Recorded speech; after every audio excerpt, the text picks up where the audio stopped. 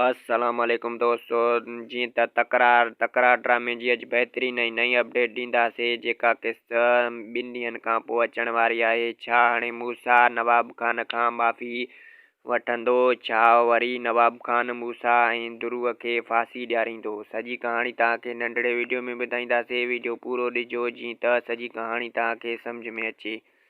थी सघे Laljan Baloch official YouTube channel के भी सब्सक्राइबर, लाइक, कमेंट, शेयर कजो। अगर फेसबुक पेज ते ॾिसी रहिया आहियो त फेसबुक पेज के भी लाइक, शेयर, कमेंट ज़रूर कजो। हाणे नवाब खान जो घणो ज़ोर आहे त सूबेदार के चवंदो फ़िलहाल मूसा ऐं ध्रुव खे कोर्ट में पेश करे घणो रिमांड वठिजांइ, जीअं त हिननि मथां घणो तशद्दुद कर, जीअं मूं खां माफ़ी वठनि। लेकिन ईअं कोन थींदो। मूसा मरी त सघे थो, नवाब खान खां माफ़ी कोन वठंदो। ऐं ॿी ॻाल्हि त नवाब खान बख़्त ऐं बहावल खान ऐं मीर खे पाण में विड़हाइण थो चाहे।